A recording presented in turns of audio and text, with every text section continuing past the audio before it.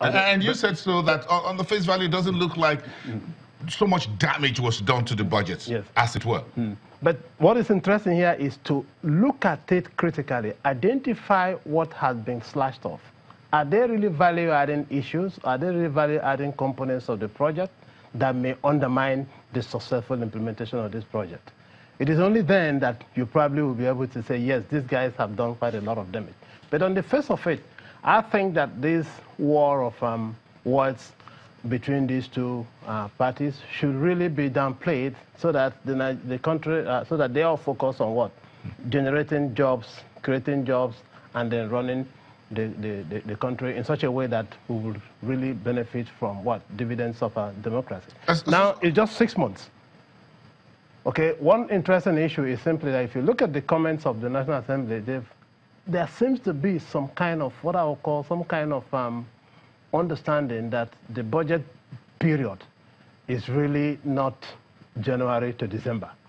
They are saying clearly from their own comments that it was signed into law, the 2017 budget was signed into law in, I think, June 5, 2017, and therefore it ends that year, the cycle starts that day, and therefore it ends to 2018, June 5th, which means this new budget that they've just approved is just starting in June, as the beginning of the year. It's going to run until 2019. The next inauguration, meanwhile, May 29, 2019. Meanwhile, the generality of the people think that the budget, because it was submitted sometime in November, ought to kick in January. But that was the plan from the executive. Yeah. And that was good, and we all thought that was going to happen. Yes. But now there is a redefinition of that based on the comments of the National Assembly. So we've got to be a little bit very careful. There seems to be, it's not well aligned. So while we are looking at January to December, it appears to us from what has been said that it is actually not January to December, but June to June.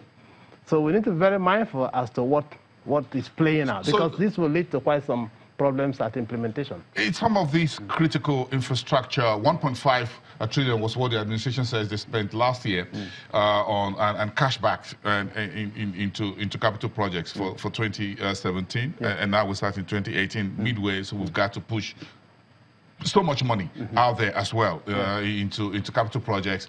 And as far as these roads, rail, ports, industrial parks, this logistic infrastructure is concerned, we're still battling with the Apapa Road, and I'm not sure we're done with that yet. So this is still an unfinished business. So with the unfortunate accident that happened just about a week ago on the Jolegba Bridge, do you think that this is a wake-up call for anyone to, whether the legislature or the executive branch, to believe that, look, we need to fast-track this logistic infrastructure? There is, absolutely. This is very, very crucial.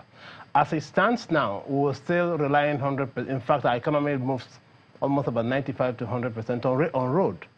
And the earlier we begin to take these infrastructure development of projects seriously, like the Lagos-Kano rail system and so on, the better for us.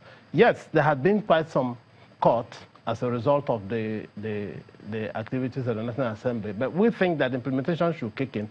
Let's begin to really get this going and perhaps be able to identify exactly how we can really make some amendments to get these projects going. We just can't fold our hands and say, look, we can't implement because this thing has been cut. No, the presidency and those that are behind him should be able to move on forward and get these things going. And perhaps shun some of these, what I will call unnecessary distractions that may lead to their really derailing the entire program they have put in place. So with respect to this vehicle dropping from the bridge, I think a lot of issues, a lot of things should be taken into account. Who are those that authorize this vehicle to really load as much as to really climb the bridge, and then there was some problem and it dropped? The thing of way bridge and so on should actually be considered as we move forward. I'm not sure there's any way bridge between Apapa and within the city. I'm not too sure there's any. That's right. With respect to road... Perhaps at the old toll gate. With respect to road infrastructure, it is not sufficient for everyone to say, yes, that the roads need to be put in the right way and all that. Who really polices the kind of load that goes on this road? Perhaps overloading may perhaps be part of the fault or part of the problems that lead to road damage. No one is looking at that. And I think that the Federal Road Safety perhaps are positioned to really take a closer look at this thing and begin to monitor what level of load should be allowed. What happens within the ports? These cargoes are loaded on the haulage equipment in the ports. Well, with respect to, I'm not quite sure that load that fell off came directly from the port, because perhaps it's heading to the ports. Maybe. Because what really is of interest here is simply that the terminal operators, a good number of them, understand these facts. They're private, yes. That's right. And they follow it to the letter. I'll give an example with exports. When exports are due to leave this country, you are required as an exporter to weigh the cargo, to weigh the vessel, to weigh the container.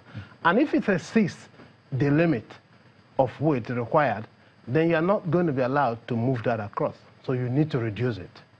That's one key rule that is now operational. Now we are looking at moving into the hinterland. What is really happening? Nothing. From outside, from within the ports to the outside. That's right. Nothing. So we don't get to know exactly what load these trucks are carrying. Now, if you take a look at some of the containers now moving along, there are the high cube type of container that is pretty higher than the normal or the standard container, and it probably takes a lot more in terms of weight and size. These are all issues that we need to begin to look at. We need to address. Yeah, there's quite a lot to address. And not just fixing the road and then letting. We need to look at the cargoes as well. Yeah. Dr. Jadi, thank you very much for being here today. We appreciate your time. Let's get this handshake. 1-1 to start the week from the Lagos Business School. We have the Buhari's economic direction coming right after the break.